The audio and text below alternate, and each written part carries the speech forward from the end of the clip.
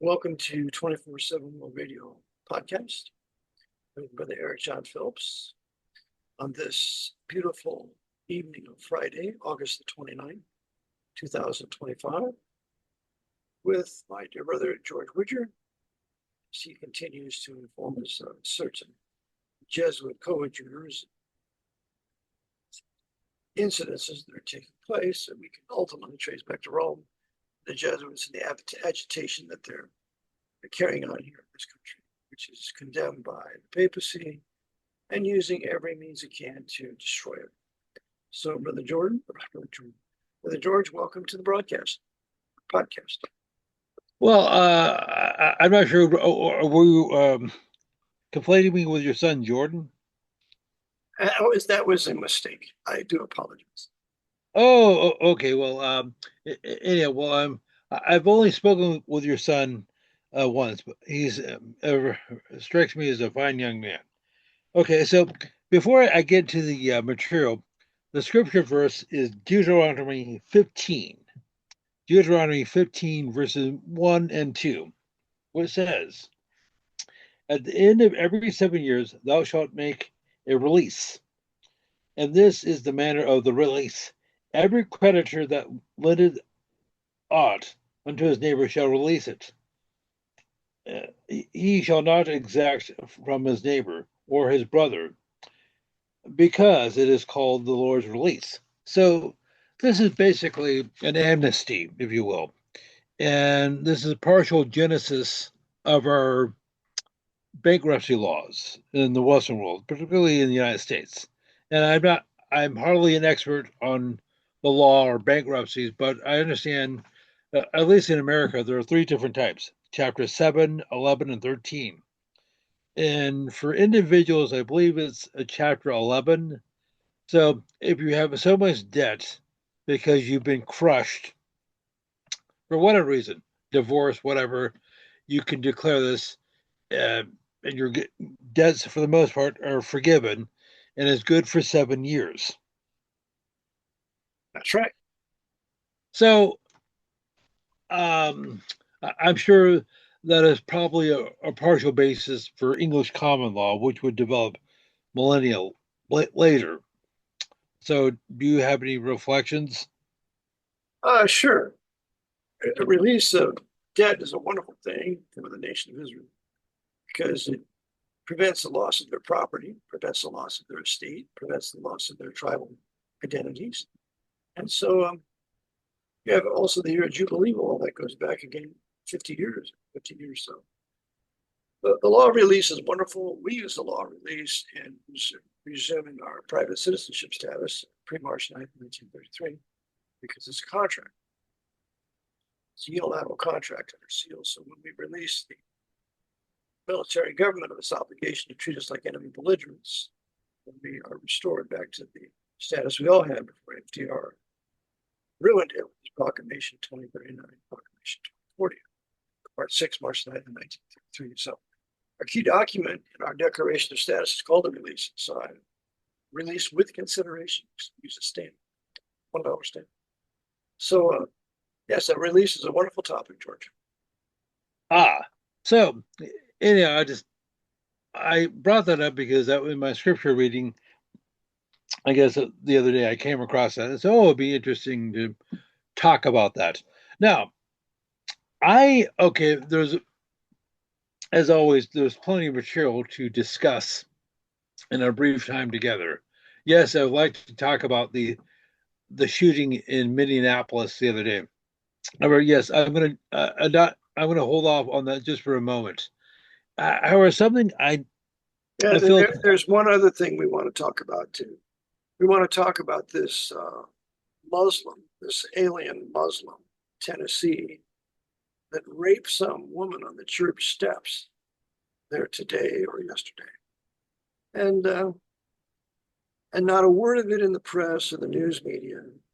You can find it online, but I don't hear any news reports on it. So that outrage took place in Nashville, Tennessee. Now she's a Jane Doe. She hasn't been identified, so who knows what she is? She might be another Muslim in the country, but Just shows you that the savagery that takes place here when you have these Muslims, and they're only capable of living under military dictatorship, but they can be punished on sight or executed for things like that. So they're unfit to live in a white Anglo-Saxon, Calvinist, Protestant, Bible-based, constitutional, limited republic. It's not for them. George Washington said it. You got to have the religion of the Reformation, and like Jesus Christ in the Bible, and you have to have a morality. Without those two, you cannot maintain a limited republic as what we have. So this is just another example of it. Let's go ahead, George. Okay, so before I talk about this is the first I've heard of this, and I know I try to keep on top of the news items, but sometimes things will slip through. So perhaps I can address that the next time we're on. Oh, sure. Okay, so anyhow, something I think I need to discuss is Project 2025. And I know we've talked about that at least twice. Once back in the summer of 2024, so over a year ago, and once again right around the time of Donald Trump's second inauguration. And for those who don't know, it's basically a Catholic plan to basically turn America completely into a theocracy. And those on the so-called left, the communists, the socialists, whatever we're going to call them, said, oh, yes, they're trying to turn, if they're successful in their endeavor, they would basically turn America into a Christo-fascist nation, basically being led by evangelicals or neo-evangelicals. Okay, so we're going to blame the Protestants or the evangelicals for it, right? Yes. We won't blame the papists. Yeah. Just like they pulled in Germany. You're going to try to blame the Lutherans for Kristallnacht and the Eurasian Jewish Holocaust rather than the papists, the Pope. The same exact storyline, same exact modus operandi. Go ahead. Well, okay, so yes, there are a number of prominent so-called evangelical pastors who are on board with this, such as Ken Copeland. Who's the fellow? Was it Doug Wilson in Montana or Wyoming? And they're almost certainly high-level Freemasons. And yes, there are a handful of them involved, but this is almost 100% Catholic.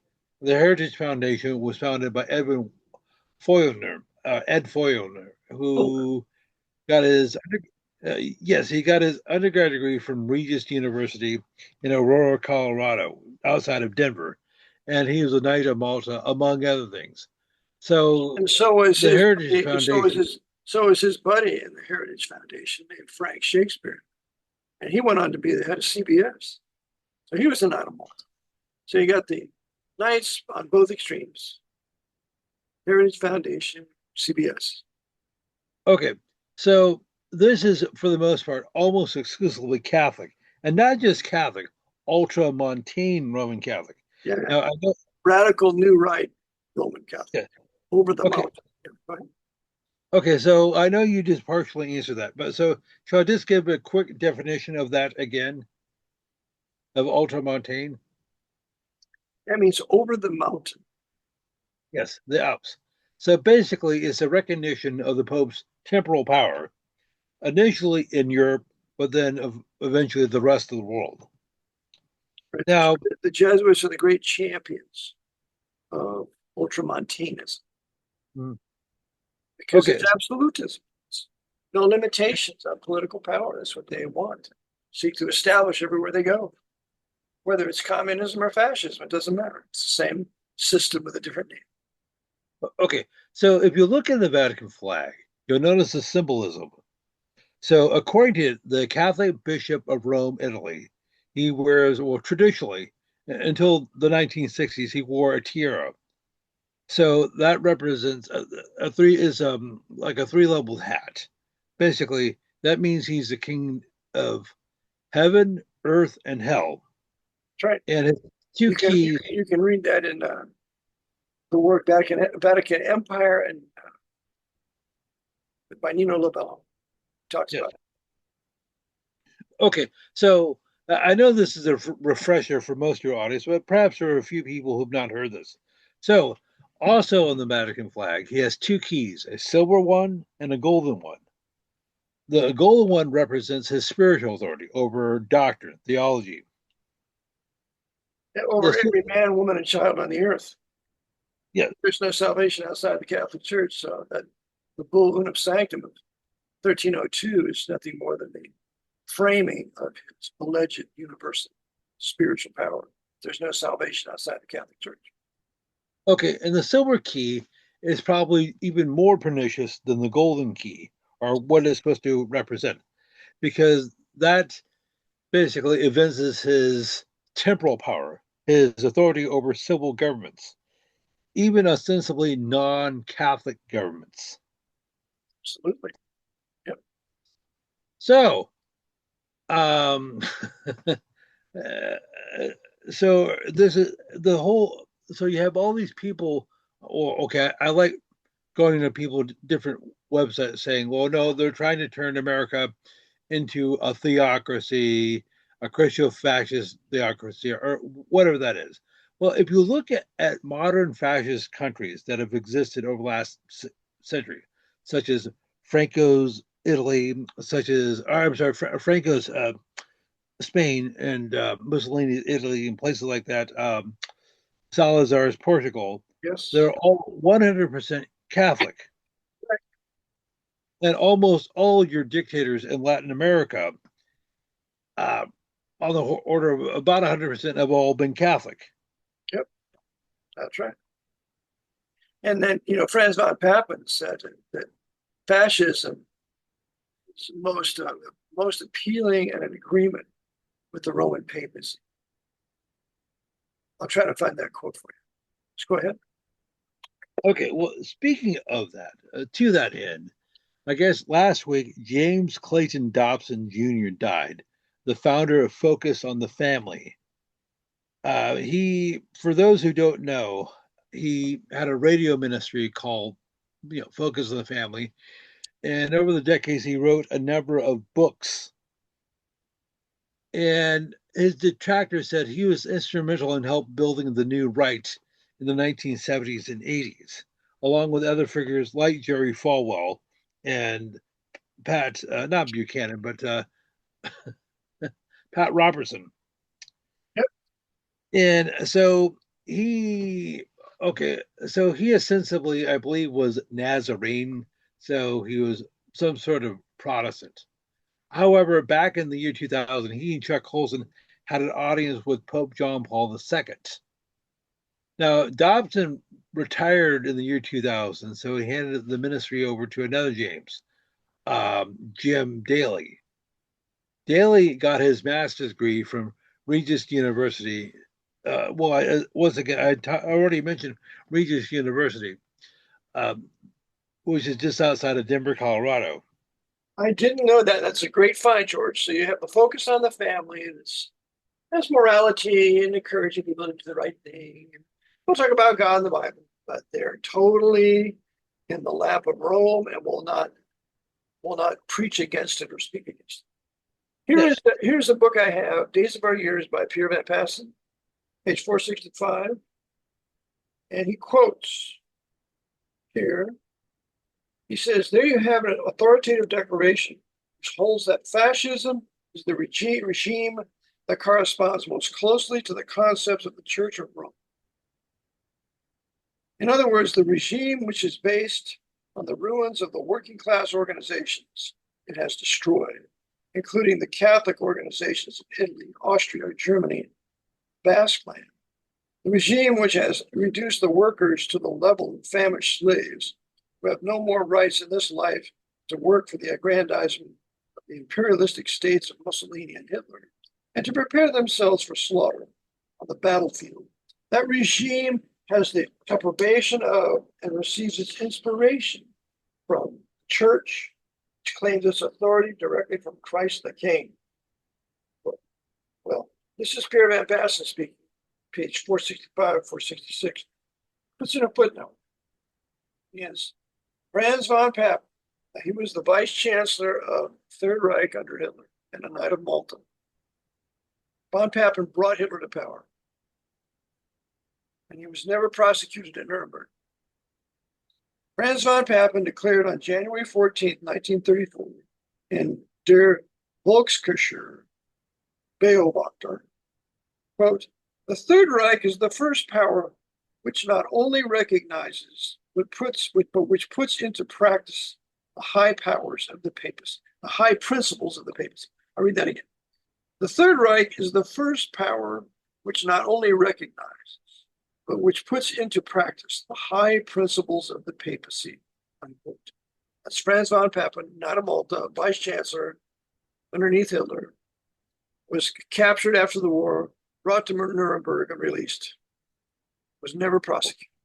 Well, I'm sure he had a number of friends: Edmund Walsh, S.J., Eugenio. Well, actually, I think he's Pius XII at the time, and of course, was it Walsh? Edmund Walsh. Walsh was not a Malta too, and then he also had Wild Bill Donovan. So Wild Bill Donovan made sure that his OSS would look out for him and he would not be prosecuted. Well, and of course, you had Spellman. And Spellman, that's exactly right. So you have the Archbishop of New York, Spellman, who would become the American Pope, and he would oversee and help him too, just like Spellman would help other high Nazis. Spellman would oversee the Project Paperclip, bringing in how many thousands of Nazis after the war? That's all Francis Cardinal Spellman that he did. But go ahead. Okay. So if you look up Operation Paperclip, according to Wikipedia, which is you need to be circumspect when using Wikipedia. Yes, I do use it, but I trepidatiously. I'll just say that they say that they secreted 1,300 Nazis after the war and relocated them into the Americas, North and South America. But the number was probably more like at least 10,000 from other sources. More than that. It was at least 20,000. Okay, so I said at least 20. Or sorry, at least 10. Yeah. That's right. Okay, so they brought in the high Nazis, the high SS, to pick up where they left off in Germany and Europe. And this is the culmination of it with the new right. Without Operation Paperclip, there is no new right. Mm-hmm. Go ahead. Well, and I suppose you can call it the new pseudo right, because secretly they work together behind the scenes. Well, yes, of course. And I don't mean to be, nitpicky, but no, not at all. Well, we're exchanging information. Another new right group is the Council for National Policy. It's absolutely new right, but nobody talks about that much. Mm-hmm. The book, as I mentioned, The Neo-Catholics by Betty Claremont talks about imposing Christian nationalism in America. It's really Catholic nationalism. It's not Christian. So that's a book that the listener should get or read. It's a classic book. Okay, so I mean, they love something we have discussed before. The Jesuits are the masters of the Hegelian dialectic, left, right, two sides that appear to be opposing each other, but they're actually behind the scenes working together because they go to the same dinners, they go to the same clubs, things like that. Yeah, just like Malcolm X. When Malcolm X went to a Nation of Islam meeting, he saw the high leaders of the Ku Klux Klan. He said, well, it looks like the Nation of Islam and the Ku Klux Klan have the same paymasters. So you got woken up there to see that those extremes work together. It's the same in other nations. Go ahead. Well, I know I mentioned this to you before, but for a long time on the U.S. Supreme Court, you had the so-called conservative branch led by Anthony Scalia, and you had the so-called liberal, leftist, progressive branch led by Ruth Bader Ginsburg. Yeah, led by the Jewish. Go ahead. Yes. Now her husband Martin, was a professor at Georgetown Law. A Jesuit Georgetown Law. Correct. Because remember, the Jesuits are always openly leftist, liberal, pro-socialist communists. Secretly, they are absolutists and fascists. As per Mussolini, remember his advisor was the secretary to the Society of Jesus, Pietro Tacci Venturi. That Chris Pinto provides a picture for it. American Jesuits DVD that he released about 6 months, a year ago. Okay, so back in February, March of 2016, when they decided to pull the plug on Anthony Scalia on his little hunting trip in Texas, the then President Barack Obama, decided to eulogize him, and he was saying some nice words about Justice Scalia, and he said he was survived by his 9 children and so many grandchildren and so forth, and he was married for something like 50 years, and he's a huge opera buff, among other things.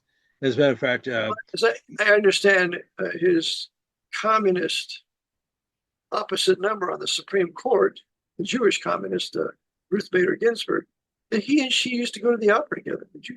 yes, they did that for like 25 years. So I thought they were supposed to be like bitter enemies, but they were able to set aside their differences for a few hours. Yeah, we'll set aside our differences because your communism killed 175 million people in the 20th century, but we won't talk about that. The Mao and Stalin killed a whole lot more people than Hitler ever dreamed of. But we won't talk about that. We'll just go out to the opera and have one. Yes. So there's a picture of G. Gordon Liddy and Timothy Francis Leary, tune in, turn on, drop out, hanging out at a bar, and they're drinking together, and they have their arms around each other, and they're apparently laughing. I don't know the context, but wait a second. G. Gordon Liddy was supposed to be an arch conservative. Yeah, he was supposed to be an arch conservative. And he's the one that shot Officer Tippit, as we've talked about previously in the Kennedy assassination. G. Gordon Liddy was untouchable. In fact, my sister-in-law went to school with his son. So G. Gordon Liddy was a most notorious criminal, pretending to be conservative. But part of what would become the new right. Of course, he and J. Edgar Hoover were good buddies. So you got the Knights of Malta connection there. So. Okay. Well, I hope they're just friends. I mean, who knows if there's more than that. They're roasting right now in hell, waiting the great white throne judgment. And so they're rethinking everything they ever did and all the treason they ever committed right about now. So, and we're talking about it. Go ahead.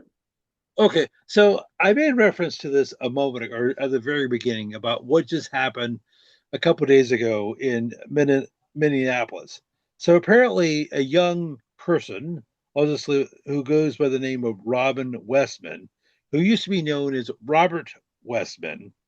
So a man feigning to be a woman went to a Catholic school there, and apparently opened fired and shot 19 people, killing 2 of whom, an 8-year-old boy and a 10-year-old girl. Now, whether this actually happened, who knows? Whether Westman was the actual shooter, who knows? And if he were, was he under something like MK Ultra or some variation of that? Who knows? What I can't. Well, he looks a little crazy. So, but go ahead. Okay. Well, all right. So what I can tell you are who are some of the major players are. The mayor of Minneapolis is Jacob Frey. And yes, we have discussed him before. He's Jewish. Of course. Because we have to put these leftist, communist Jews in places of power so that all the Jews in general can be blamed, which is what these Catholics are doing. Okay. Like so, Fuentes and others. Go ahead. Okay, but Mayor Frey got his law degree from Villanova, basically in your neck of the woods, which is Catholic. Philadelphia, yeah. Okay, so however, they seem to love using characters like this, such as the governor of the Commonwealth of Pennsylvania, where you live. There's another Jew, another Masonic Jew. Yes, well, he got his law degree from Georgetown. Oh, okay. So Shapiro, who's the governor of Pennsylvania, is a racial Jew, and he got his law degree from Jesuit Georgetown. And so he's the perfect stooge for them to use in their extremes so that the Jews in general can be blamed. And they did the same thing in Europe in the 20th century. Okay. Now, even though she's not currently the mayor of Oakland, California, Libby Schaaf, is just Jewish, but she got her law degree from Loyola Marymount, Los Angeles.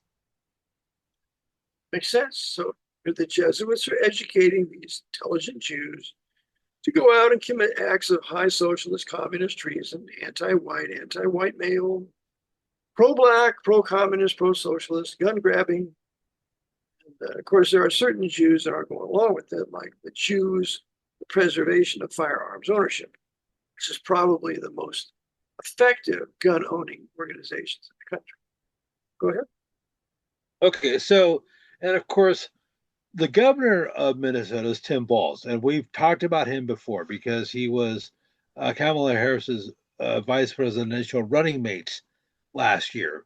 Now, Walz professes to be a Protestant. I believe he's Evangelical Lutheran Church of America, ELCA, Well, which that explains why by the way he's the way he is. He's just a religious Protestant. This is left as left field can be. Yeah.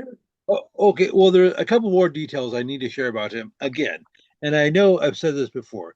He got his master's degree from St. Mary's College in Minneapolis, which is Catholic, which is odd. So, but he's supposed to be Protestant, but he went to this Catholic school for his master's. Also, he's he's from Nebraska, and so he joined the Nebraska National Guard and he switched over to the Minnesota National Guard when he moved there. So he has a military background, which means he almost certainly has an intelligence background. Sure does. Just like J.D. Vance, he's a Marine. J.D. Vance currently is the vice president under Donald Trump. He too, in addition to being Catholic, he too almost certainly has an intelligence background. Sure, he obeyed orders when it came to counting the electoral college votes. Just did what he was told. And blamed Trump for Okay. And Confederate and betrayed. So he was told to do that. That's just part of the game. Okay, I'm sorry. Are you talking about Mike Pence? Yes, Mike Pence. Okay, so I was talking about J.D. Vance, the current vice Oh, president. pardon me. Yeah, pardon me, J.D. Vance. Yeah, well, J.D. Vance is ready and waiting in the wings to be the new right leader once Trump disappears. He loves Thomas Aquinas, Summa Theologica, and all that other sin. It's papal doctrine gives us. Okay, so do you actually think they would install Vance in lieu of That's why Donald? they put him as vice president. He's there to take over. He's a brilliant man, and he's appealing to the white people. He's kind of nonchalant and not overly aggressive and not hostile. And, he's kind of a wolf in sheep's clothing. We see the sheep's clothing now, but we're going to see if he becomes president or commander in chief what he'll really be under the advice of the Jesuits that made him vice president. Okay, and of course, Vance has the advantage of his relative youth. He's 41 years old. Younger. Okay, and of course, he has his credentials. He was in the Marines. I think he was in logistics or something like that. So, anyhow, however, so you have okay, so we're talking about the Hegelian dialectic regarding the situation in Minnesota. And of course, they had a shooting a couple months ago in which somebody allegedly shot a couple of Minnesota politicians and killed them. Well, so they appear to be ramping up the anti-Second Amendment agenda across the country. But yeah, it makes sense because you see, not only do the communists take the guns and the Catholics take the guns, but the Catholic fascists, when they come to political power, they take the guns too. Hitler confiscated the guns. There's a story I read in a particular book I have where the SS would come into a town and they would demand all the people turn in their guns. And when they didn't do it, the next morning, the SS was back in town and they took an old man, took him in the center of town on a platform and beat him to death. And everybody was terrified.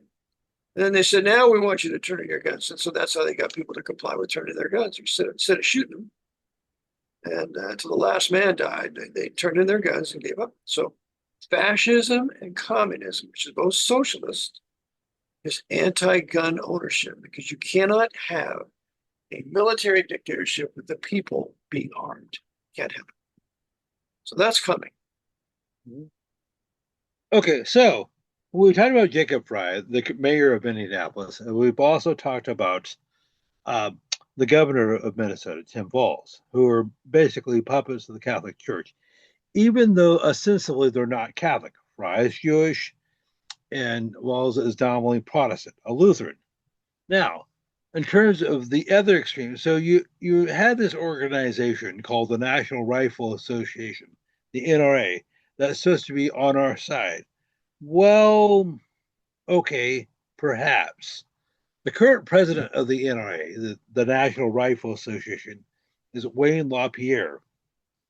LaPierre got his undergrad degree from Loyola Marymount, Los Angeles, and got his master's degree from St. Louis University. So he's thoroughly Jesuit trained. Yes, and he also went to he also went to Siena College in New York, which is a Catholic school.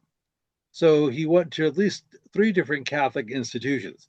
No, I'm sorry, I made a mistake there. He got his undergrad degree from Siena and his master's from St. Louis University. Okay, so he's the head of the NRA. I see. And I was tutored by a very wonderful lady many years ago. Her name was Betty Mills. Betty Mills was a true American patriot and white woman. She was a nominal Protestant. Her husband was in Patton's army and told her that they will never allow him to come. And sure enough, he dies in Europe. So she told me she used to write for a report called the Man-Tooth Report. And therein, in that Man-Tooth Report, she talked about Council for National Policy, the New Right, and the NRA. She said one time, when a great big NRA meeting she was at, and she was some sort of spokesman, she said, the NRA doesn't have a damn thing to offer. And she quit and she left. She had some guts. So the NRA is a token pro-gun ownership group, which it is really not. I'll tell you one more thing about it.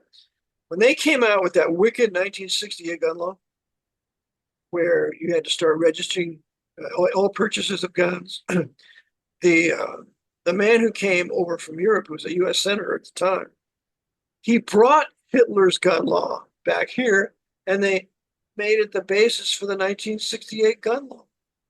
So, are you talking about Thomas Dodd? Thomas Dodd. Oh, okay. That's him. So, all right. yeah, so that's where the 1968 gun law. So they blamed Oswald, supposedly, and the Kennedy assassins on the American people, and then turned around to punish the American people to make it more difficult to get firearms with that wicked and sinful 1968 gun law. And the NRA never called for a universal disobedience of that law, which is what they should have done. Okay, so in terms of talking about the Hegelian dialectic yet again, so right after Sandy Hook was supposed to have taken place on December the 14th, 2012. So almost 13 years ago, a number of parents of the alleged massacre decided to form this organization called the Sandy Hook Promise, and it was headed up by one of the mothers of the victims, Nicole Hockley, who got her law degree from Fairfield University in Connecticut. Well, she's a Jesuit then. She got a law degree from Fairfield. She's absolutely Jesuit. And they will never, ever advocate the right thing to do, which is advocate everybody that's not been convicted of a crime of violence we own and carry a gun. A gun-owning, gun-carrying population, particularly a white population, is a safe population. Well, so everybody needs to carry a gun if it's because the criminals are always going to have them. Why would you want to limit my access to a gun? Because you want to kill me. So anybody who's gun confiscation or gun control wants to kill you. Or have that as a possibility. Maybe not today. Maybe not tomorrow. They know you're disarmed, and so they know they can get away with their murder and their crimes in the street, and no one's going to do anything about it. There was a time in this country when Well, if you look, a crime would be committed in the open like that, and the white men would just pull their guns and shoot them. And there's no prosecutors going to prosecute them for that. But they did a wonderful public service. Like that savage Muslim raping that woman on the church steps. There'd have been some white men 50 years ago, the way they used to be, they'd have pulled their gun, shot, and killed them. And there'd be no prosecutor ever prosecuting those guys. He got what he deserved. well, you know, you know, that reminds me. So Hollywood appears to be a reflection of society, or Or the maybe they. creation or the creators of society. Yeah. Okay, could you elaborate on that? Yeah, all the grossness and wickedness that's going to be put on society is first broadcast and televised in Hollywood with their movies. So the movies make it acceptable. Movies make interracial marriage acceptable. I started out with Frank Sinatra, and he had a woman that I guess he loved, and he said, "You're black. You're black." It's in one of his movies. So they're breaking down the natural separation of the races in Hollywood. They started out with that was Frank Sinatra. He was one of them. So what the Jesuits want to put on us, they want to familiarize us with it, get us to accept it in their Hollywood movies. Okay, so a case in point. So Hollywood. So you're saying that Hollywood is not a reflection of what goes on in the country or the world, but is how they want to steer the world, Right. maybe years or decades down the road. But well, or it could be a reflection of what they've done in the past or what they're doing right now. Was it Jordan Maxwell said in one of his conferences? But did you meet Jordan? Yes, I met Jordan. I liked him very much. He was my first conspiracy conference in California, and he is the one who would put in my slide presentations. I had an overhead projector, and he would remove and put them in as I just nodded to him. But he's the one that taught me about the Knights of Malta sprocket and all the Hollywood projectors. Okay, so I remember catching a video of his years ago where he basically said Hollywood, the Jesuits use Hollywood to let you know what they have done, what they're doing, and what they're going to do. That's right. He was absolutely right.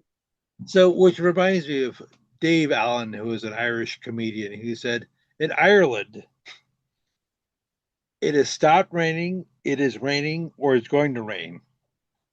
Yeah. So it reminded me of that. So um, I just recently saw the latest Superman film. Superman, I don't know what number it is. So one of the problems with Hollywood, well, one of the many problems is they've just ran out of ideas.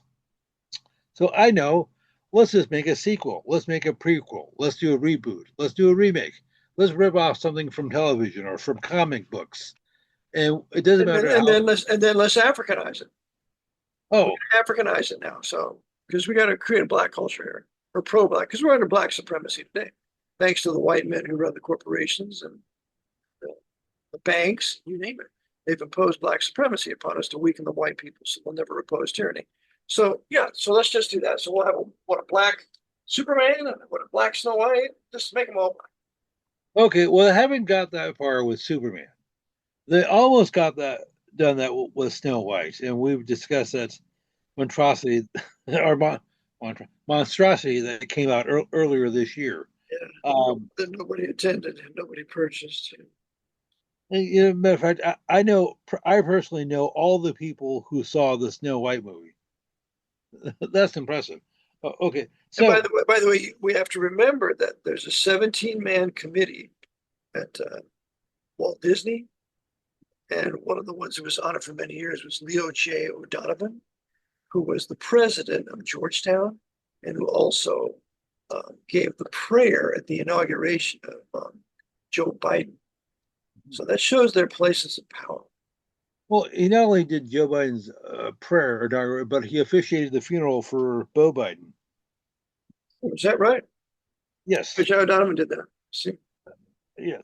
So okay, I was out. I was out at the Jesuit novitiate, the former Jesuit novitiate yesterday. I was taking on one of my oxygen tanks to get filled at the scuba place. So thought I'd go out there and visit a grave of my old friend, Brother Suds. And there I saw a recent gravestone with a name on it, Frank Hague. Frank Hague, that he lived into his 90s. And if this is the same Francis Hague of Baltimore, he's a physics professor, he was the brother of Alexander. And so it appears that he's buried over at the former novitiate cemetery in Wernersville, Pennsylvania. oh, well, you learn something new every day, especially when listening to you, brother. Huh. Okay, okay. One more thing. That novitiate ought to be a national memorial to the power of the Jesuit word. It's falling apart. It was purchased by Phoebe, which is a big business that people go there to die, the old folks home. They purchased 100 acres of it. And they plan on building there, and the Jesuit novitiate, the building is going to the dogs. It's all fenced off. There's weeds everywhere. And the place is a masterpiece of engineering. And I just think it's a shame that it's going to the dogs. And the lady I talked to was walking around the grounds. They don't know what they're going to do with the building yet, but they might destroy it. I said, destroy it? So anyway, I would like to find somebody that would want to buy that building, and we can make a Jesuit museum out of it. And give a rendition of their history at their former novitiate there. Yeah, it'd be a great idea, and I think that you could have people would come to see the true history of the Jesuits if you would have it in one of their old houses called a Jesuit house. Anyway, go ahead, George. Are you there, George? George, are you there? George. Oh, I'm sorry, I muted myself. Okay, well, if you unmute yourself, I guess you are, then we can continue. Oh, okay. So I just subjected myself to the latest Superman film. And well, we talked about Snow White earlier. So just to give a quick reminder, okay, so I guess earlier Disney came out with a live action version, and they cast, was it Rachel Zegler as the eponymous character Snow White. Now she's Polish Jewish on her dad's side and Catholic Colombian on her mom's side, but she's supposed to be German. I see. Yeah, just like they never tell you about the commander of Andersonville prisoner of war camp in Georgia during the war between the states. Mhm. His name was Wirtz. They never tell you that Wirtz was a Roman Catholic, and that he really enjoyed seeing what was going on in that camp with the mass death and the robbing of Union soldiers by renegade Union soldiers. So he promoted as much death in that camp that he could. So he was later hung for that. But nobody ever tells you that he was Roman Catholic. And he probably was a good friend of the chaplain of the Southern Confederacy, Darius Hooper, a Jesuit. The most powerful chaplain of the Southern Confederacy was a Jesuit. So you could know that he had to know words, atrocities that were taking place at Anderson. Go ahead. Oh, okay, so Verse probably knew De Schmidt. Probably knew De Smet in the North too, because De Smet was a Jesuit in the North and Darius Hooper was a Jesuit in the South. Okay, so but as a quick reminder of Snow White, so they cast this Polish Jewish girl, well, this girl Renee Zegler, whose father is Polish Jewish, but her mom is Colombian Catholic, but she's supposed to be German. How does that work? Her name was Ziegler. Ziegler. Yes. It reminds me of the movie Eyes Wide Shut, which I don't recommend our listeners watch unless they're men that want to watch it for documentation. But the guy that was the leading individual that Tom Cruise was speaking with at the end of the movie, beginning and the end of the movie, his name was Ziegler, a Jew. So the ones responsible for all of this sin and wickedness and mass fornication was a Jew. And that's one of the themes of Eyes Wide Shut. Okay. So, and of course, the villain, the bad guy, or the in the movie Snow White, is the wicked stepmother, played by Gal Gadot, who is not only Jewish, but she's actually is Israeli. Yeah. And in the original Snow White, it's supposed to take place in medieval, pre-Reformation Germany, or what would become Germany. Dark Age Germany, that's right. And during the Pope's Dark Age. Yes. So, well, yes. However, in this newer version, roughly half the people living in this kingdom are black. So I didn't realize they had DEI policies back then. Well, they didn't have all the black American GIs and the black French GIs and the black British GIs busy fornicating their brains out with the German white women and bastardizing the German race. So they didn't have that back then, but they got it now. Okay, well, speaking of bastardization, so getting back to Superman. So for the first time, they cast a Jew in the role, David Cornwett. He's Jewish. However, he made up for it by marrying a Catholic girl. As a matter of fact, he got married at a Catholic church, Immaculate Conception Catholic Church in New Orleans. Immaculate Conception, the doctrine of the heretical, nonsensical doctrine of the Immaculate Conception of Mary, was put upon the Roman papacy by the Jesuits, 1864. Mm-hmm. And Chiniquy writes in his book, 50 Years, he said, when we were told of that, we all laughed. When he was a priest, all the priests got together and laughed, thought it was a joke, until they realized it was serious. So the Jesuits were behind the doctrine of the Immaculate Conception. Okay, so the director of this film and one of the producers is James Gunn. Gunn started out at Loyola Marymount, Los Angeles, but then he transferred to St. Louis University, where he got his undergrad degree. One of the other producers, good old St. Louis University, that gives the sword of Ignatius Loyola trophy. I think we talked about that, George. The sword of Ignatius Loyola. It's given by the Archbishop of St. Louis.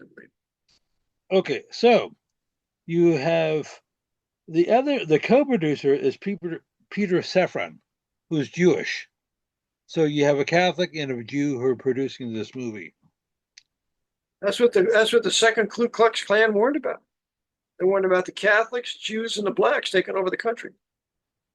That's what they warned about. Of course, they didn't really tell you that the Klan was Masonic, and that they would ultimately facilitate that, because you see, without the Klan, the Nation of Islam doesn't have these large farming areas in Georgia. So they're all working together. But go ahead. Okay, so if I can just talk about some of the other cast members. I'm sorry. Go ahead, George. You have Eddie, what was it, Kathke, who, as I believe, is from Kenya. He's black, but his wife is Romanian. So she's white. Yes. So now we're going to further interracialism. Have black men with white women, which is a favorite of the Jesuits.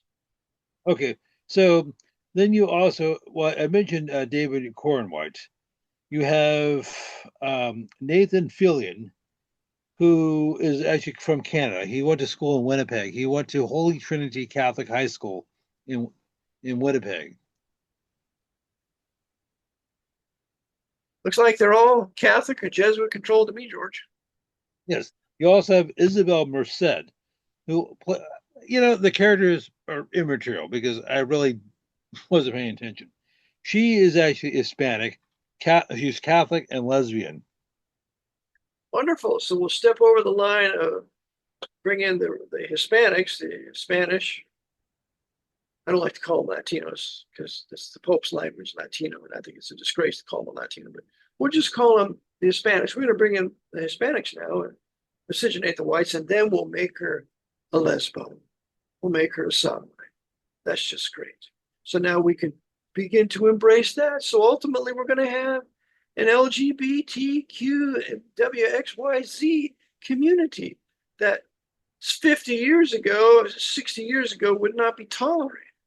Not be tolerated. The World War II generation would never tolerate it. That's why they had to wait for them all to die. Ah, well, there's a pure speculation, but back was it 5.5 years ago during the whole Corona hoax or nonsense or whatever you want to call it, a huge number. There's a concerted effort to get rid of the elderly population. I mean, on the order of hundreds of thousands. Well, Now, they were the old World War II generation that experienced a little freedom and civility and prosperity. And so we got to get rid of those people because they can tell what they knew. And then the young people say, well, why can't we have that, Grandma?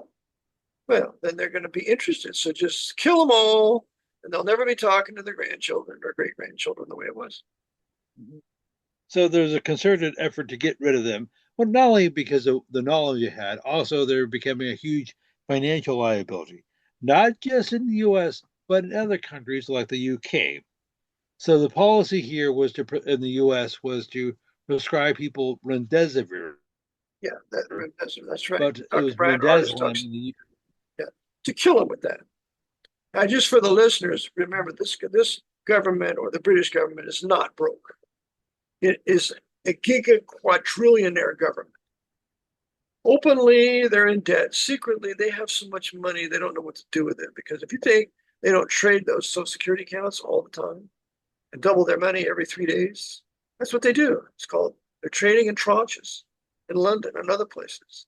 And this government is so filthy rich that we cannot imagine how much money it really has. But on the face and to everybody, oh, we're broke.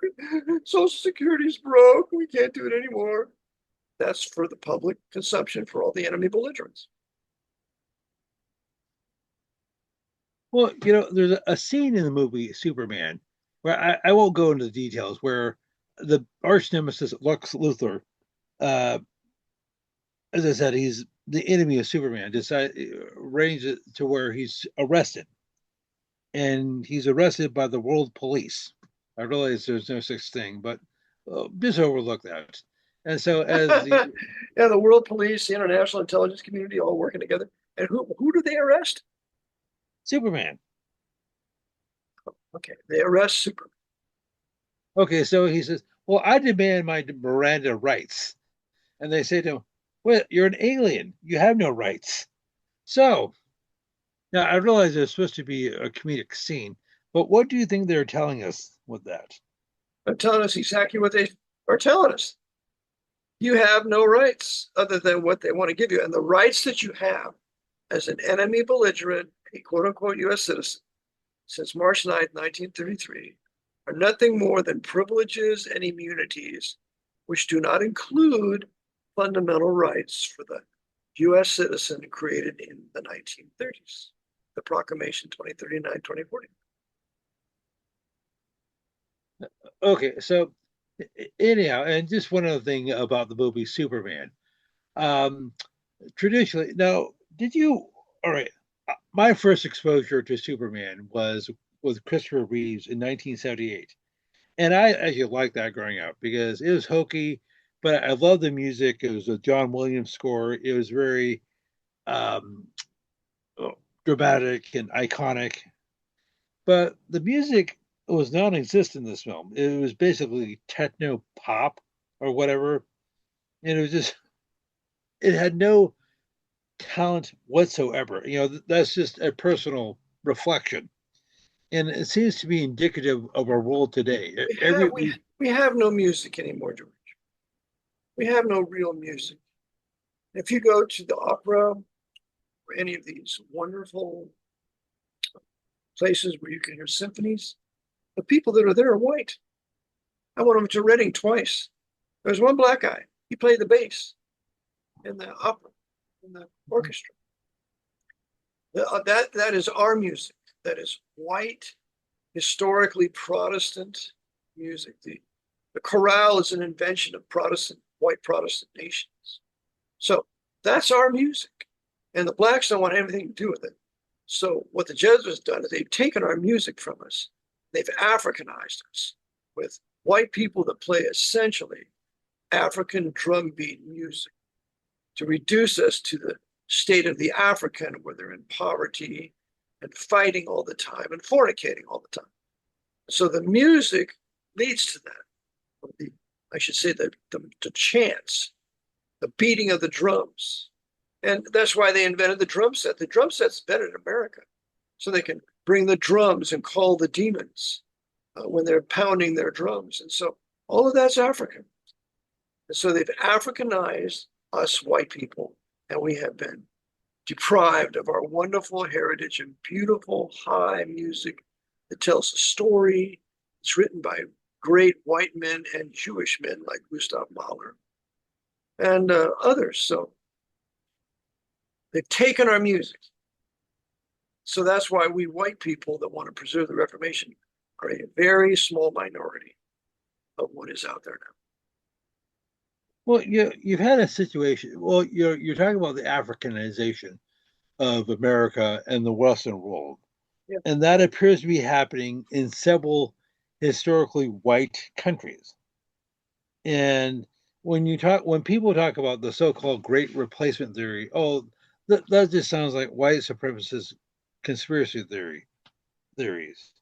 And It's no theory. If you read a book called the Racial Program for the 20th Century, written by a guy that was a Jew named, I believe his name was Israel Cohen, and that was published in the 60s. And of course, the Jesuits, it's a Jesuit authored book, and he tells you what they intend to do to the white nations. They're going to bastardize them with blacks, race mix the blacks. It's a racial program for the 20th century. And that's exactly what they've done. You see the Jesuit hand in the civil rights. You know, Martin Lucifer King, he spoke at several Jesuit universities. He spoke at St. Louis University and Santa Clara and others. So the Jesuits were guiding the civil rights movement to the end of forcefully miscegenating and integrating whites with blacks for the destruction of high white culture that was basically Protestant Bible reading. This is their design. You see the Jesuit hand anywhere. I would like to make a video or a documentary on it because it would be easily provable. well, you're talking about the degradation of culture, and a major vehicle for that has been music Yes. because it's readily available. You can turn on your radio and whatever. And back in the, way back when people used to buy albums and so forth. Well, it, it It's not only Africanized, George, but it's savaged. It's just paganized. It's brutish. Like this Ozzy Osbourne. What a brute. And to have a national mourning in England for the death of that wicked sinner and what he did with the chantings and the spells that he put people under with his quote unquote music. It just shows how degenerate the white people have become. And all started, I believe, with the jazz, with the big bands and jazz in the 40s and the 50s. Then it became with the Beatles. So it's the Africanization, the drum beat, the dumbing down, the terrible English that's used in this music that has changed the culture to a low white Catholic culture and African culture, black culture.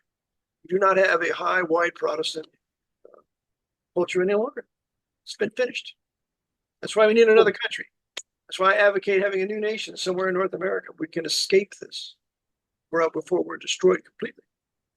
well, you have this reflection, and it seems as if that whenever you have the introduction of some sort of new electronic technology, the society degrades even more.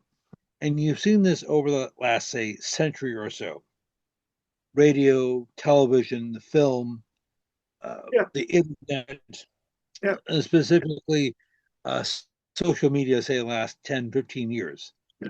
and everything is in clickbaits. It's like 30-second intervals, 1 minute intervals, 10-second intervals.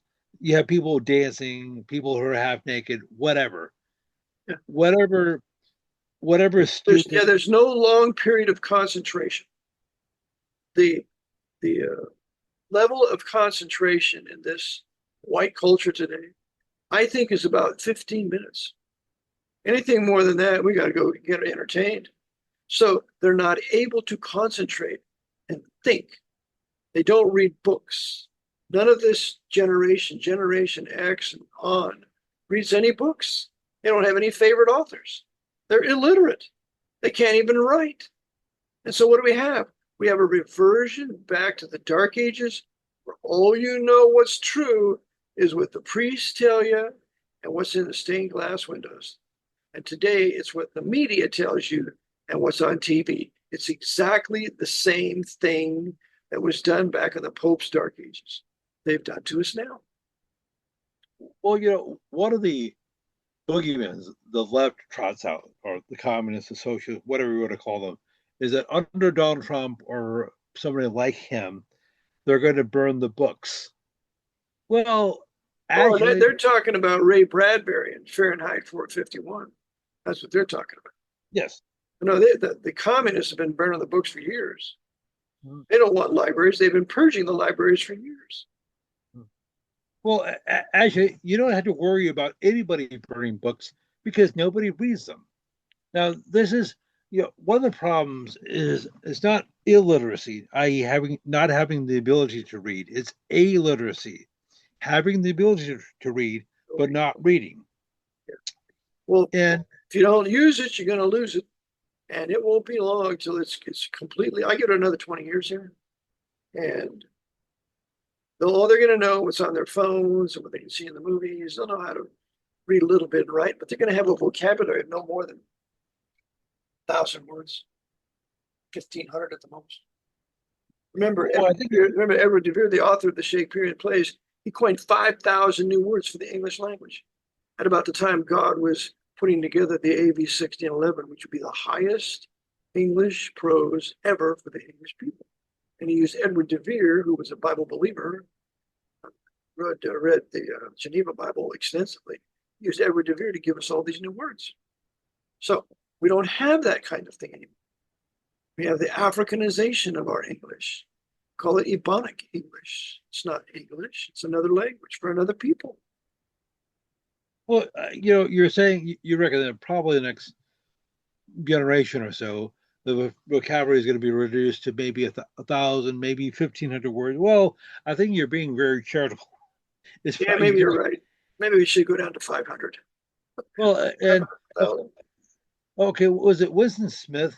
One of his jobs is he worked for the Ministry of Truth, and I'm just going from memory here, is his job was to reduce the size of the dictionary, the number of words that people knew. Oh, what's his name?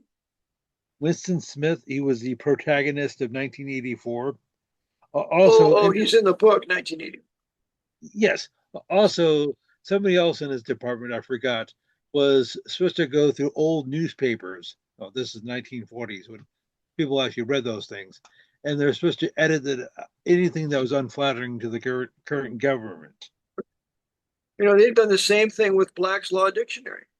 Black's Law Dictionary was a classic law dictionary beginning in the 30s. And that first edition, second, I have the fourth and the fifth. But it's up to, I believe, the ninth edition now. And when it was thick and more wonderful law dictionary in the fourth edition that I have, now the ninth edition is half the thickness.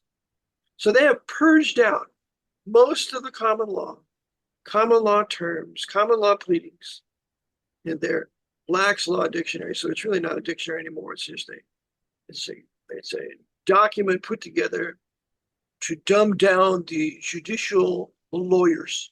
So they have no idea the past great historic judicial heritage we have with Blackstone and like the Supreme Court Justice of Pennsylvania in the late 1800s, whose name was Sharswood. I mean, they know nothing about these great lawmen.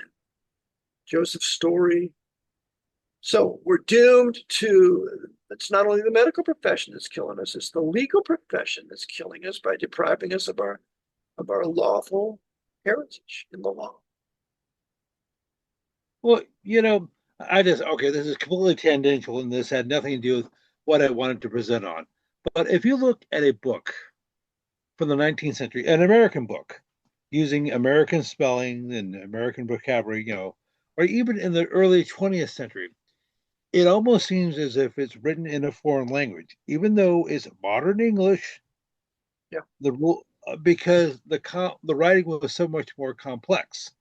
It was complex, and when you read it and you came across a word you didn't understand, you had to get up and go to go to the dictionary and look it up. Mhm. And if you didn't look it up, you were frowned upon as a lazy prude. When you come across a word you don't understand, you put the book down, you go look it up. That's what we were taught. That's what my mother always taught me. You find a word you don't know, Eric, you put down the book and look it up. Then you start to use it in a sentence, it'll become your word. Not anymore. Everybody's lazy. I call this the lethargic, the most lethargic lethargy generation that's ever existed in this country. Lazy, lazy, lazy, with no get up and go and desire to conquer or win any kind of great plan or desire. No, it's just going to come to us and do what we told. Well, this situation, now I've talked about over the last century, but let's just talk about the last few years. So the 2020s, say last 5 years or so. What has happened online? If you do a Google search, it'll come back according to AI, such and such. And by the Okay, way, so I hate AI, and AI now is part of Zoom, and it wants to record everything that you're talking about. I'm trying to find a way to get rid of that trash. I don't want anything from that. I don't want some computer commenting on what I've said or done. So they made Zoom now connected to AI. Oh, goody, goody. Thank you, Jesuit Bill Gates. okay, so for example, I know that Harrisburg is the capital of Pennsylvania, but let's say AI says, "Oh no, the capital of Pennsylvania is Pittsburgh," and so you say, well, you type in, "Well, what is the capital of Pennsylvania?" Well, according to AI, it's Pittsburgh. Well, God deliver us. I know that it may sound like a joke, but well, I'm not saying it's actually there, but according to AI, it's there. Well, therefore, that basically becomes a new fact, and that basically becomes the new reality. Because how can you dispute that? Now, granted, you could go to a written source, you could go to an almanac, an encyclopedia, or a book about the state of Pennsylvania, but eventually those objects are going to disappear. They're going to stop printing those. Yes, they'll be around in people's attics and garages and things like that. But AI is going to become the arbiter of truth. That's why So, I would like to have my own book company. And I would work with companies like Forgotten Books and reprint all the old wonderful books of the past, especially the ones, the Protestant Reformation books or the books on the Jesuits, where the thousands, and get those reprinted so people can purchase them, get them, and begin to read them and get a real education based on true history. So I've always taught, if you don't know true history of the Word of God, you're not educated. You're just well, brainwashed. okay, I gave a fairly simple example, but do a search on the whole anti-vaccine movement or Yeah. anti-vaxxers, and you'll get nothing but hit pieces. Yeah. It's not neutral. It's not nuanced. Right. It's saying, well, these are people who subscribe to conspiracy theories, who base their views on misinformation and disinformation and discredited, pseudoscience. Never talk about the great anti-vaxxers that were medical doctors and brilliant and stood against it with all their heart. The Jewish doctor Robert Mendelssohn and his great work, Confessions of a Medical Heretic. And he was absolutely against vaccinations. And he was so great in the debate that all the vaxxers, the men at the top, refused to debate him. And the opposing chair would be empty when the debate was supposed to begin. So Dr. Mendelsohn had his way until they murdered him at the young age of 63. So there's a party line here, and it's communist, it's socialist communist, driving all the white people into the brain. Go ahead. Okay, so what is on the internet, according to AI, according to Wikipedia, they're going to become the arbiters of what is true, what is a fact. Yeah, kind of reminds me of RoboCop, something like that. Yeah. And so, even though it's, you had to engage in cognitive dissonance to accept this. So, well, according to AI, the capital of Pennsylvania is Pittsburgh. Therefore, I guess Pittsburgh is the capital of Pennsylvania. Yeah, if AI says it, it's got to be from God, right? Yeah. Okay, so I think demons are involved in AI. I can't prove it, but the AI has done a couple things to give misinformation very strong, especially the Reformation and the Jesuits. well, it's just like something we have discussed before. If you do a Google search on this, has SARS-CoV-2 ever been isolated? Has it been purified? The answer you're going to get is yes, it has been. Next question. Even though it hasn't, even though it hasn't been isolated, right? So they're going to lie boldly and boldly go where no man's gone before, and the most wonderful, terrible, outrageous lies can be told, and just outright denying a simple, absolute truth like the COVID virus is never isolated. Well, this didn't happen online, but as you know, I live just north of San Francisco, and our local, or there was a talk show station, KGO 810, out of San Francisco. I grew up with Until KGO. they changed their. Yeah, I grew up with Okay. So I was a few years ago, I phoned in to talk to the host, and I spoke with a screener instead to talk about Carrie Mullis. And I said, "Oh, okay. What do you want to talk about?" And I said, "Well, Mr. Mullis said on at least two different occasions he never designed the PCR to diagnose any sort of virus." And I said, "Well, I'm sorry, I can't put you on because that's conservative misinformation." Well, that's truth that we don't want to handle because that would deflate what we're putting on the people. Okay, so well, first is nonpartisan. I had no idea what Kerry Mullis's political views are, or if he had any political views, because he never discussed them, and that's completely immaterial to the conversation.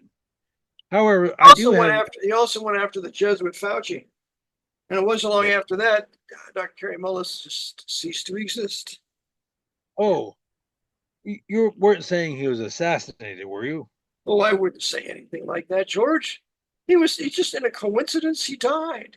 We have all these coincidences, George. Come on now. We're coincidence theorists, George. To ever suggest a conspiracy, why, we've got to be crazy. But Kennedy can talk about a conspiracy. He can talk about there's a massive monolithic conspiracy around the world. That tremendous speech that he gave, and I put it in my book, Vatican Assassins. But Kennedy can believe in a conspiracy, or J. Edgar Hoover can believe in a conspiracy. He wrote about it. But when we talk about it, kooks. Well, something I said before, speaking of Kerry Mullis, he died on August the 7th, 2019, which is the same date the Jesuits were reestablished in 1814, 205 years earlier.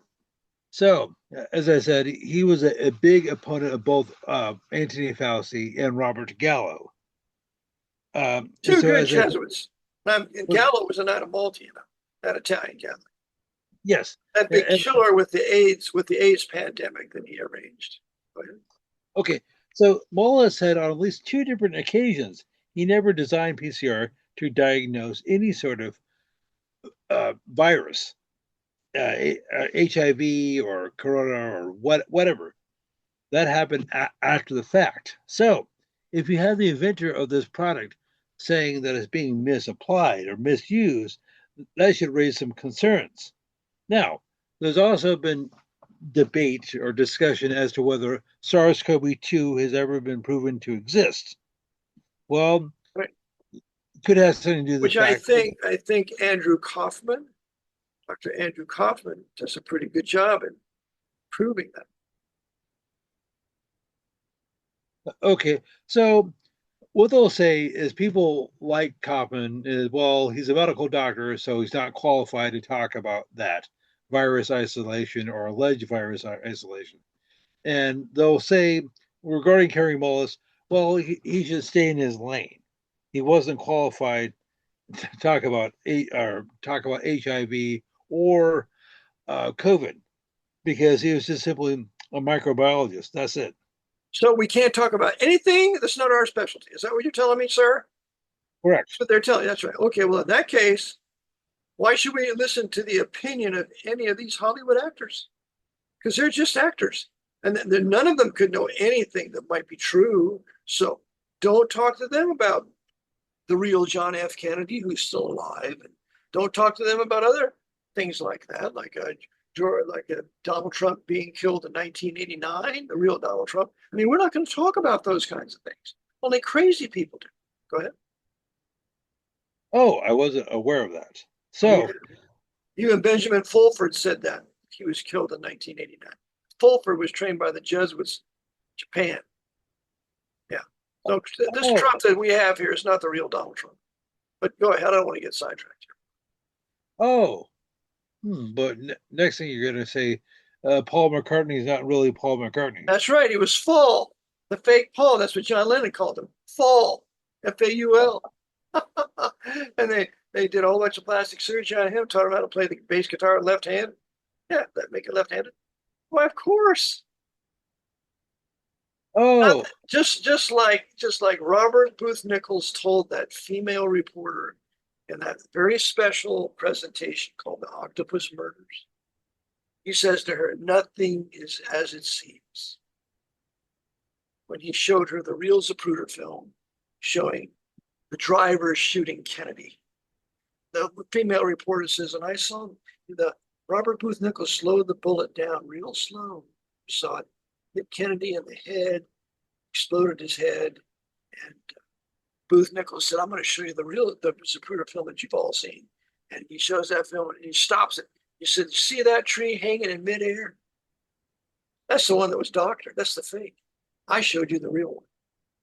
But anyway, they've given us all MK Ultra brainwash with their press and their media and their academia. And if you're outside of that, why you're not in the matrix anymore, and you're unplugged, and you're a threat and a danger to the Pope's international matrix. okay. So, well, I mean, among other things, that Abraham Zapruder was B'nai B'rith.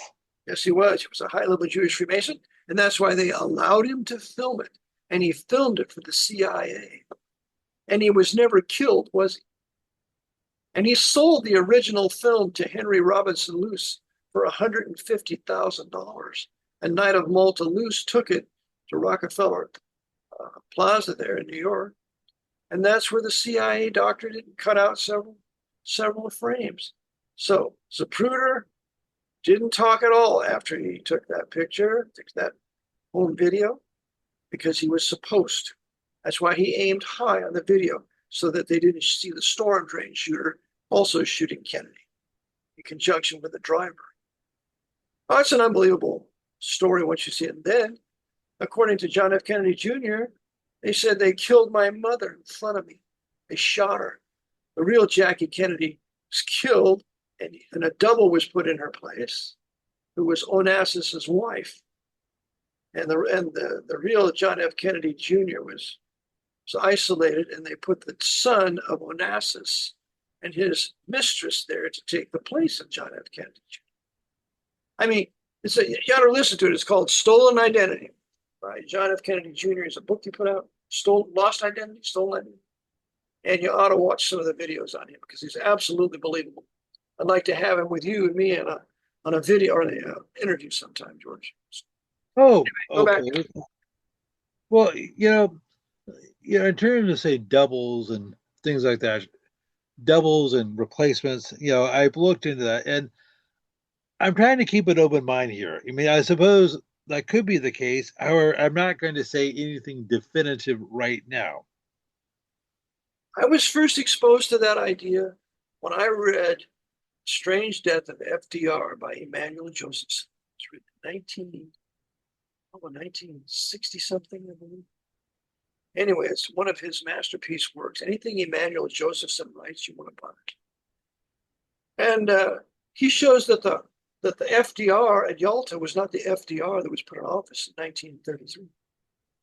He's just different. And he showed the different lines in the face, the absence of the mole or the left eye, and a whole bunch of stuff. So they've been doing this for some time.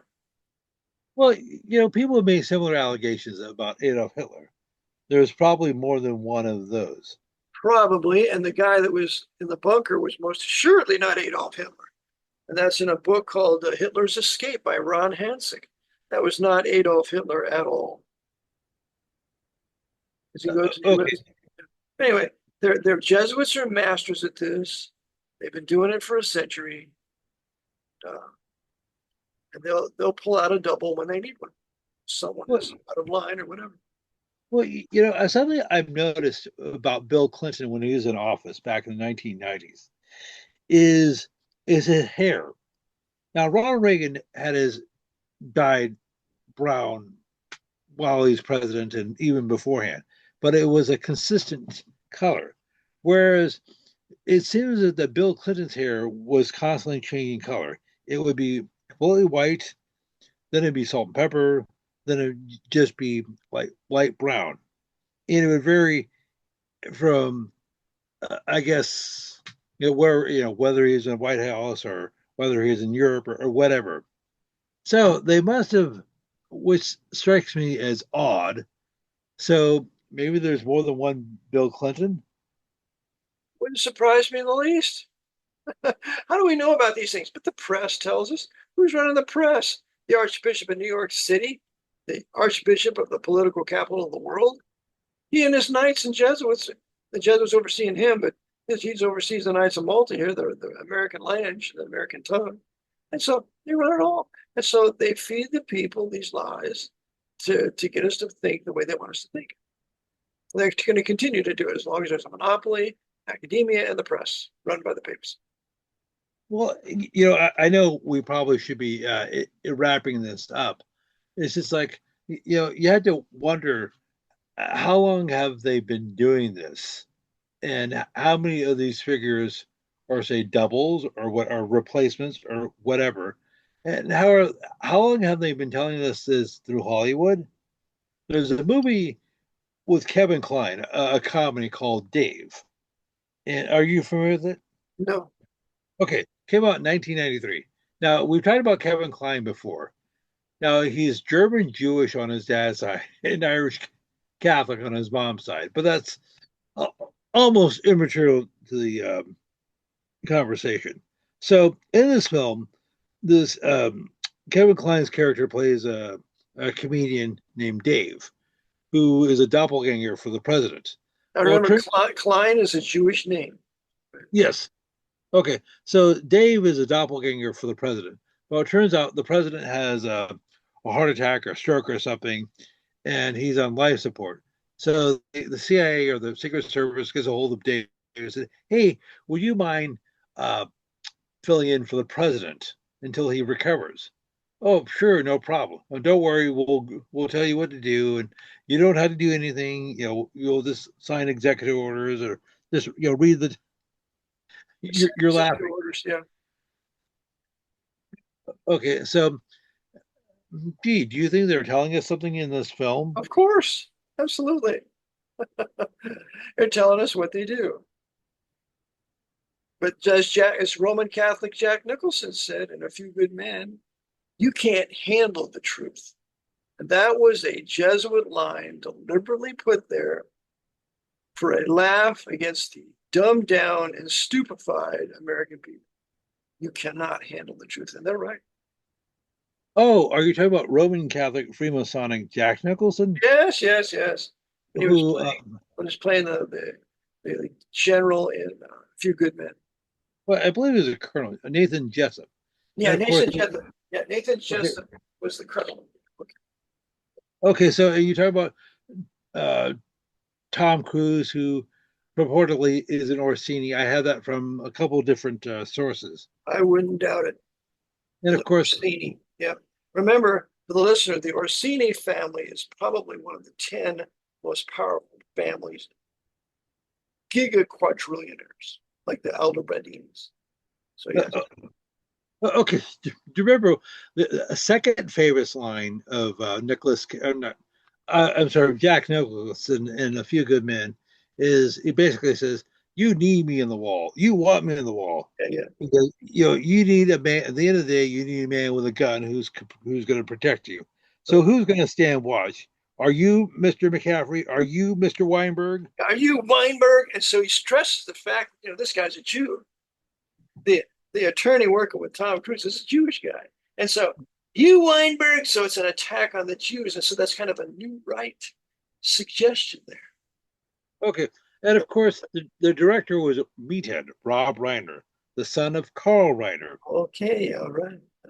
and of And course, and the guy that they kill happens to be Hispanic in the code red. So they kill a Hispanic guy in a code red. They mock the Jew, Weinberg. It's a perfect beginning of a new right. And then you got Kiefer Sutherland, who's a perfect little fascist, obedient slave of the Colonel Jesuit. I mean, you got the new right, and the guys portraying that. I mean, they're as left as socialist you can be, but they love portraying their movies and what they want to impose. And they know the people, they'll get lost in the storyline. They'll never relate it to reality. well, and of course, well, getting back to Rob Reiner, the son of Carl Reiner. Carl got his undergrad degree from the Georgetown School of Foreign Services, the Edmund A. Walsh. Edmund A. Walsh School of Foreign Service. That's right. That's the School of Foreign Service that had all the equipment at the Nuremberg trials. Okay, so and of course, Carl, I guess was in the army. He worked with uh, who's that other Mel Brooks. They were in the entertainment services. So Plenty of entertainment is on our Jesuit reductions. We work, work, work, work, work, and then we have to have entertainment and sports and shows and singing. The Jesuits mastered all that in their reductions for 150 years. okay, so you have Carl Reiner, the father of Rob Reiner, who played Meathead on All in the Family. And of course, Rob is like a uber hardcore leftist communist socialist. Jew, He checks off all. leftist, communist, Yeah, socialist, Jew. That's right. So you add that. and probably They have to portray the Jews as that's their ilk. That's the place they are supposed the part they're supposed to play. and of course, he's a good director. I'll give him that. He knows how to do his job. So you got a Jew, Well, it's a director. You got the Roman Catholic, Archie, and you got the mother. I forget what she is. I'm not sure what her religion or race was. And then you have the black showing up with George Jefferson. Yeah, Catholics, blacks, and Jews all throughout Hollywood to get the Protestants, the white Protestants, acclimated to losing everything, their identity, their race, their culture, their Protestant Bible, everything. well, All in the Family was based on a British program. I forgot the name of it, but goes back to the 1960s. And it turns out that several prominent American comedies were based on British TV shows. Like Three's Company was based on one called Man About the House, and others. There was a British version of The Office. And, well, And there's another British one they had that made fun of the priests was Father Ted. And those are some of the funniest things I've ever seen. Well, the guy who played Father Ted died suddenly because he was properly pointing out the nonsense of the priests and what they would do. So everybody laughed and it was hilarious, but they got rid of him.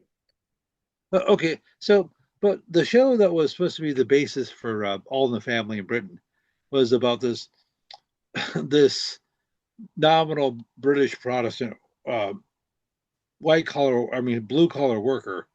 He worked in a factory or something, and he was complaining about the demographics of England in the 1960s and 70s. Let's not say demographics. Let's just say about the race mixing Yes. of the browns and the blacks, bringing them among the whites in Great Britain. So, and he was saying this, 50, 60 years ago. Is it, wait a second, England used to be a white country. What happened? Yep. So, however, he's portrayed as a buffoon because he said he's not progressive. And Progressive. so, Don't you hate that word? Because he's not socialist communist. That's what it is. Whenever you hear that term socialist communist, you got to think of the book, Black Book of Communism, written by 4 authors. It's a classic. It tells you that the communism is responsible for the death of 175 million people in the 20th century. Communism means death. Socialism means death. That's why My New Nation, when I founded, anybody who advocates socialism, I'm going to give them 48 hours to leave. Otherwise, they've committed a capital offense and we're going to kill you. You don't ever advocate that. Destroy nations. Go ahead. well, I'm sorry, I'm just rambling here, but you would probably. I think the listeners may be enjoying it, but we're going to have to end this, George, in about 5 minutes. So go ahead. Okay, so anyhow, so something that I just want to in on one thing, but I just caught a commentator yesterday who was talking about the whole shooting in Minnesota, and she was saying that if you look at jurisdictions in the United States, states and local governments that have draconian, strict gun laws, their murder rates are considerably lower than the state other jurisdictions that have lax gun laws. Now, I forgot her name, but she was saying that if you look at Chicago, for example, they say, well, they have arguably the strictest gun laws in the country, with the possible exception of Washington, D.C. Well, that's because people can get guns from other places like Missouri that go in there. Oh, funny.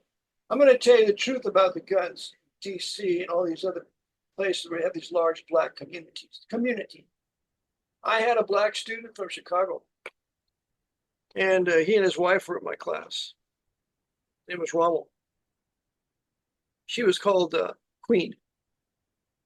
And he told me he used to sell dope. He used to sell drugs in Chicago.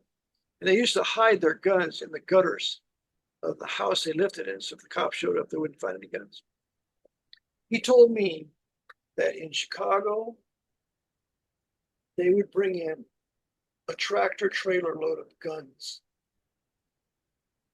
unhook the tractor, and let all the savage blacks get all the nicest guns they want so they could commit all kinds of crime.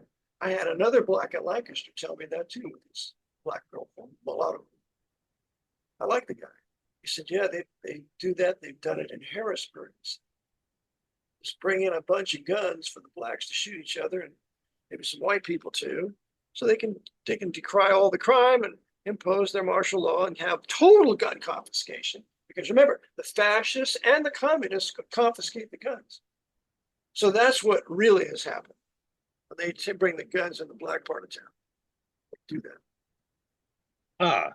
So, well, something we'll have to pick this up. So I understand that Donald Trump has sent something like, was it 1,700 National Guardsmen into 19 different communities in the U.S., not just the D.C. and Los Angeles, but he's done so, well, in Chicago.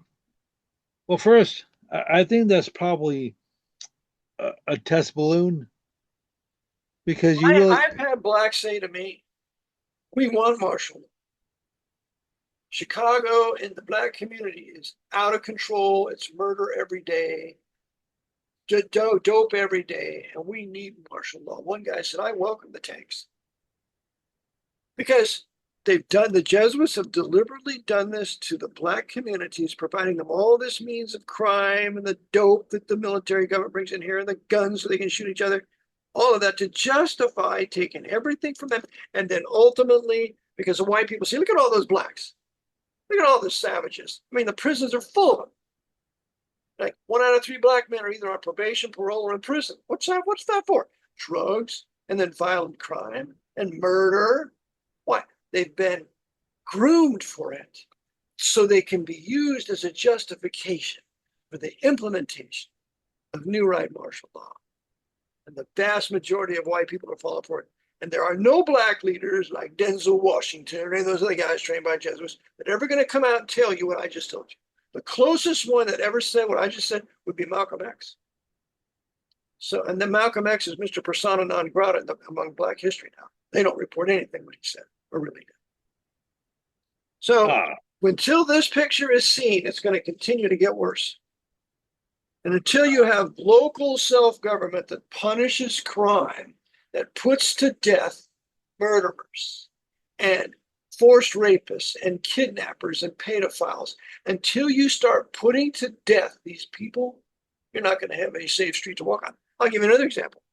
In Haiti, for years it was governed by a black savage voodooist Roman Catholic named Papa Doc Duvalier. Papa Doc Duvalier restored order to Haiti with his secret police called the Tonton Macoutes. And the Tonton Macoutes were all armed and they were in civilian clothes. And when any of these black savages would take the purse off a white woman walking down the street of Port-au-Prince, the Tonton Macoute would step out the door, shoot him dead, give the purse back to the white lady and say, have a nice day. I have a personal friend where 3 savage blacks stole his Jeep.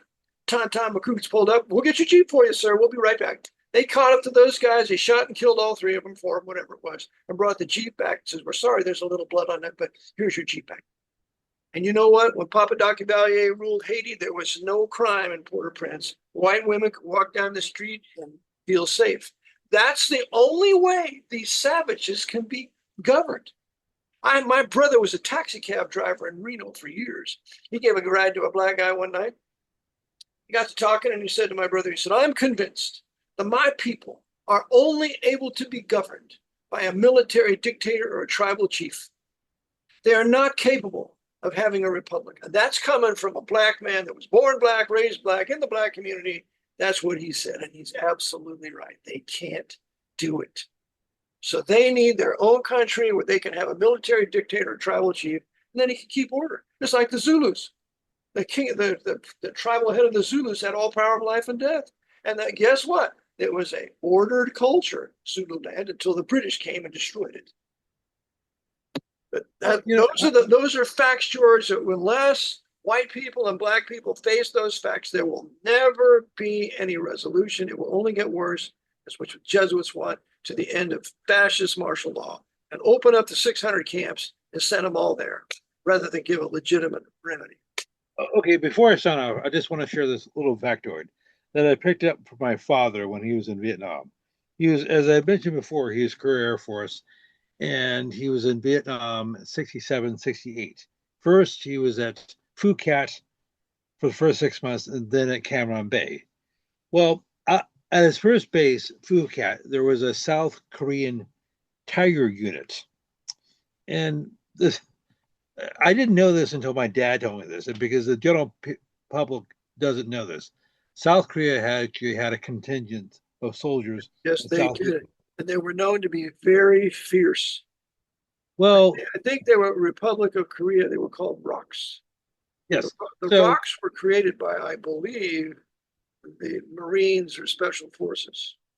Oh, okay.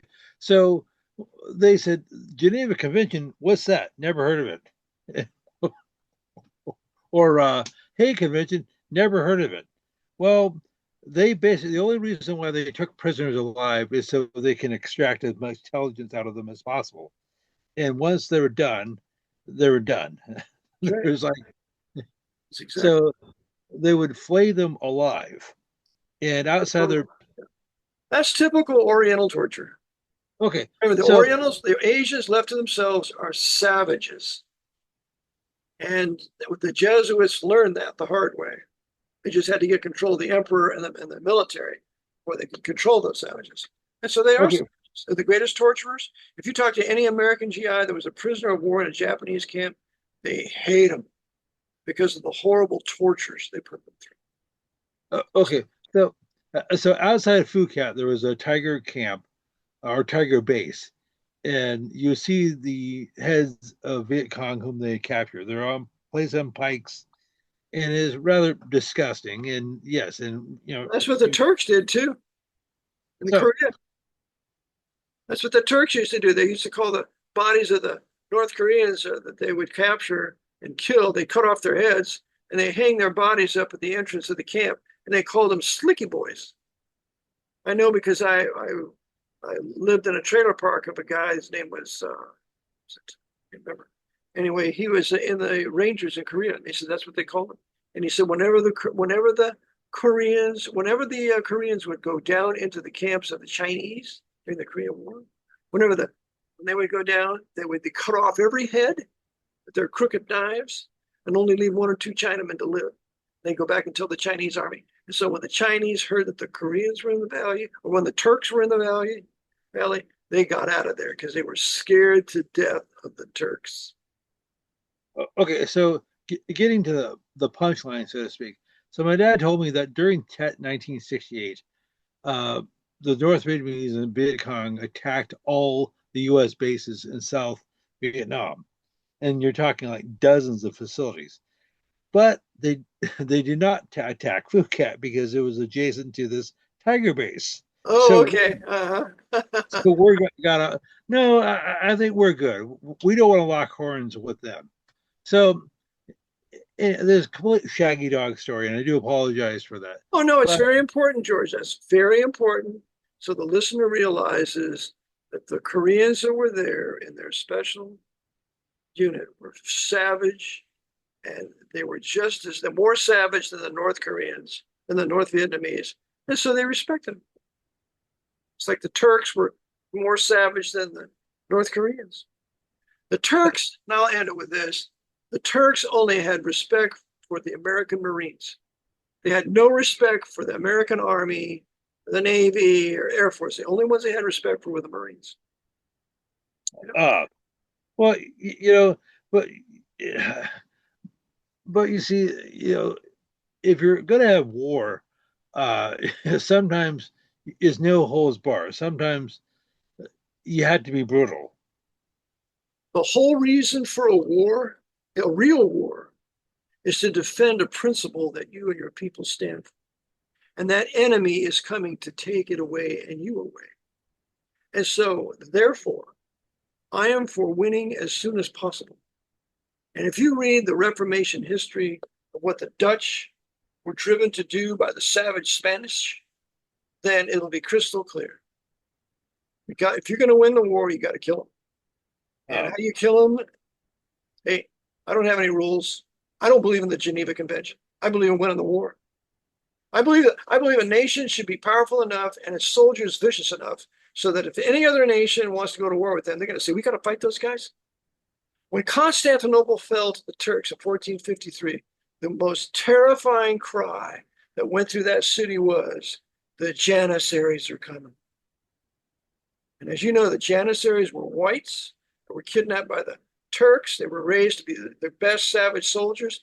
And when they came in with their blonde hair flowing and with their blue eyes, they were absolutely feared to death. So you should have an army that should instill fear and terror in any enemy you have. And that's how Calvinists were. And then they don't want to attack you. Like the Japanese in World War II, they say, if we invade America, all those American people are armed. They have guns.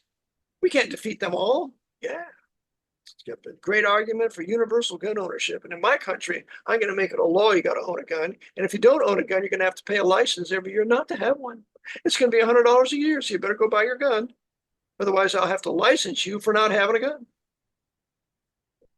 All these things need to be done, George. If anybody with any creativity and knowledge of history would ever get into a place of leadership, things would be very different. oh, and of course, and we'll have to talk about compulsory vaccinations the Of next course time. not. Of course not. They damage everybody that gets that. Everybody's damaged. We're all vaccine damaged, George, one way or another. About the born in the 50s and the 60s, they hurt us in one way or another. We're nothing of what our parents were. Well, as I said, we'll have to talk about that the next time we're on. But you said you have about 5 minutes. So shall I give you my contact Oh information? yes, please. The listeners need your contact. Okay, I realize we went on a bit long. If people have any questions, comments, concerns, critiques, please email me at georgewidger1969 at gmail.com. If there's a topic you'd like me to cover or go over again, please send me a line. And please tell me where you're emailing me from, and maybe tell me a little bit about yourself, how long you've been listening, and that sort of stuff. All right, Brother George, thank you for being on today. I'm sure the listeners got a real kick out of it. Got us very good information. I just want to add for you, Brother Tim Cook, that I've never taught children go to hell or babies go to hell or aborted babies go to hell. I've never taught that. I'm going to review that broadcast I put on a couple of days ago. And if I said that, I have to do total recant because I've never ever taught them to believe that. So just so that you know, brother. All right, Brother Eric John Phelps, thank you for tuning in. I have a book, Vatican Assassins, House of My Friends. Go to my website, vaticanassassins.org, and pick up a copy of it.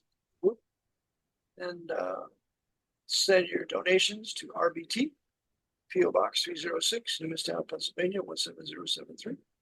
Or you can send it to Cash App at cash tag Eric, E-R-I-C, John, J-O-N, Phelps, P-H-E-L-P-S. It's Cash App, that cash tag. And then you can also send a check if you want to RBT, P.O. Box 306, Newmanstown, Pennsylvania, 17073. And if you want to give through PayPal, it's rbpbchurch or donate, rbpbdonate at Comcast. So looking for your gifts. I trust that you enjoyed this broadcast and have some more regularly as we're getting into weather change here. Getting through some projects that I'm just finishing up. I should be finished with them. Writing a writ of certiorari to the U.S. Supreme Court for one of my students. Should have that done by this week to file it with them, all 40 copies of it in D.C. So I'm winding down some projects and appreciate your prayers. The Lord enable me to finish them. So until the next time we meet, may the Lord bless you as you serve him according to his word. AB 1611 Reformation English Bible teaching us that denying ungodly lust, denying ungodliness and worldly lust, we should live soberly and righteously in this world as saved men and women who believe the gospel that Christ died for our sins, was buried and rose again. If you truly believe, coupled with true repentance, the Lord will save you, keep you. He will keep you safe. So until next time, this is August 29th, 2025. Brother George Widger. Fair enough. Well, God bless, brother.